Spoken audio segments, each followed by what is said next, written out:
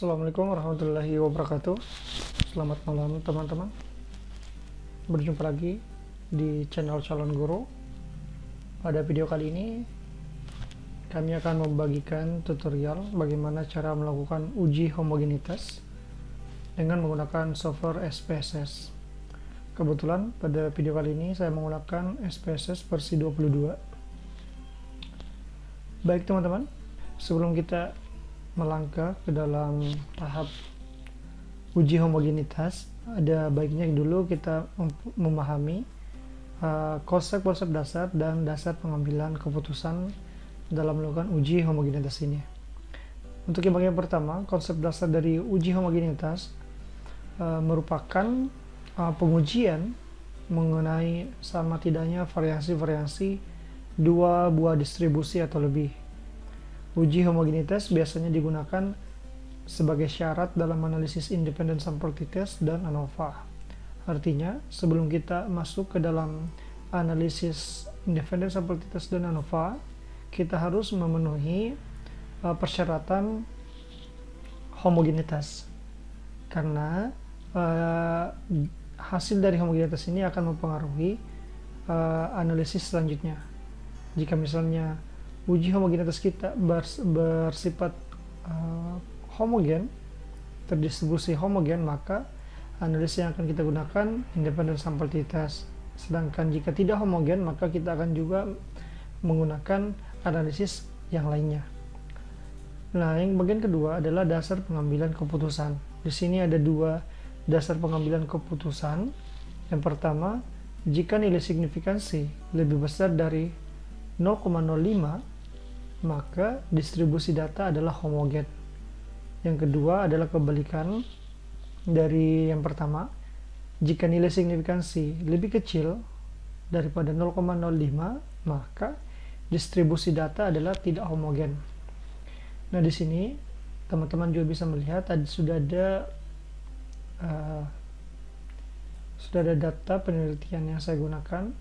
Ini saya menggunakan dua kelas mengenai hasil belajar bahasa Inggris siswa, baik dari kelas MIA 1 maupun kelas MIA 2. Nah, di sini juga saya sudah menuliskan kode kelas untuk masing-masing kelas. Untuk kode kelas MIA 1, saya memberinya kode angka 1 sebanyak 22, karena sampel dari penelitian ini adalah 22 siswa. Begitupun juga dengan kode kelas MIA 2, saya menggunakan angka 2 sebagai kode kelasnya sebanyak 22. Nah, kemudian setelah kita memahami konsep dasar dan dasar pengambilan dari uji ini dan telah mempersiapkan data-data penelitian kita, selanjutnya kita akan masuk ke dalam software SPSS-nya. Nah, di sini teman-teman langsung masuk ke variable view. Di sini kita akan membuat dua variabel. Kita akan membuat dua variabel mengenai variabel hasil belajar bahasa Inggris dan variabel kelas. Jadi untuk kolom pertama kita buat dulu hasil, kemudian kolom kedua kita buatkan kelas. Nah, di bagian kolom hasil kita memberikan label hasil belajar bahasa Inggris. Power off. Sedangkan untuk label kelas kita input juga label kelas. Kemudian di bagian values kita akan memberikan values atau nilai terhadap label kelas ini. Nah, ini disinilah akan bermanfaat, akan digunakan kode kelas yang telah kita berikan sebelumnya.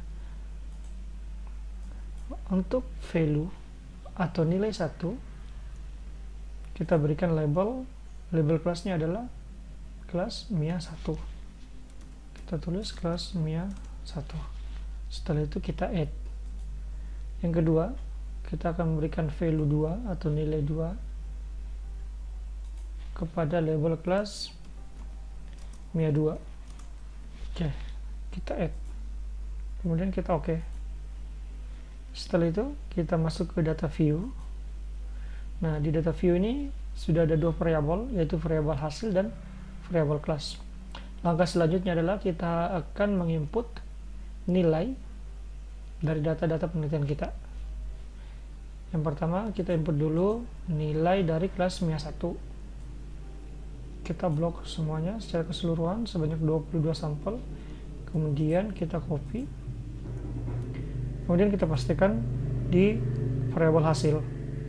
Kita paste. Setelah itu, kita juga mengcopy kode kelas untuk kelas MIA 1. Kita blok, kemudian kita copy lagi. Nah, kita tempatkan kepada di dalam variabel kelas. Kita paste. Nah, selanjutnya untuk data kelas MIA 2 kita copy, kemudian kita pastikan dibawa dari nilai kelas MIA 1. Kemudian jangan lupa juga kita mengcopy kode kelasnya. Oke, pastikan teman-teman jumlahnya adalah 44 karena tiap kelas berjumlah 22 siswa. Oke, setelah selesai, nah kita minimize dulu ini, kemudian kita maximize ya. Setelah itu kita akan melakukan uji homogenitas. Masuk ke tab Analyze, kemudian saya pilih Compare Means. Di sini saya masuk ke One Way ANOVA. Nah, di box One Way ANOVA ada dependent list, kemudian ada kolom faktor. Nah, untuk hasil belajar bahasa Inggris kita masukkan ke dalam box dependent list, sedangkan variable class kita masukkan ke dalam kolom faktor. Setelah itu saya pilih option. Nah, di sini sudah tercentang secara otomatis. Apabila di milik teman-teman belum tercentang, silakan centang bagian homogeneity of variance test, karena kita akan melakukan uji homogenitas. Setelah itu kita continue, kemudian kita klik OK. Nah, di sini ini adalah output dari one way ANOVA-nya, teman-teman. Di sini ada dua hasil, ada dari test of homogeneity of variances, kemudian ada hasil ANOVA-nya.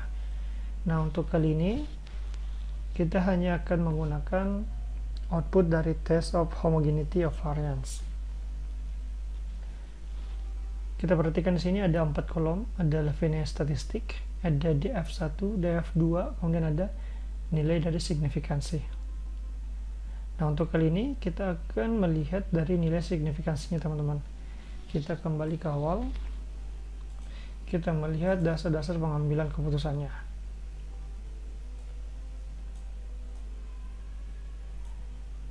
Nah, di sini bisa kita lihat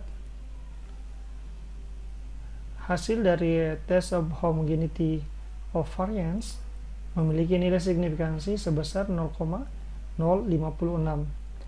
Nah, jika kita mengacu kepada dasar pengambilan keputusannya, maka nilai signifikansinya lebih besar daripada 0,05. Oleh karena itu bisa kita sebut bahwa distribusi data penelitian kita ini adalah homogen, karena dia lebih besar daripada 0,05. Ya teman-teman, cukup sekian untuk uji homogenitas pada kali ini. Saya harap penjelasan saya bisa dipahami, dan apabila video ini bermanfaat, silakan di-share ke teman-temannya. Jangan lupa untuk di-like dan di-subscribe teman-teman, agar teman-teman mendapatkan notifikasi apabila kita membuat video tutorial yang lainnya. Sekian, terima kasih banyak. Mohon maaf apabila ada kesalahan kata-kata maupun kesalahan perhitungan dalam video tutorial kita kali ini. Wabillahi taufiq wal hidayah. Assalamualaikum warahmatullahi wabarakatuh.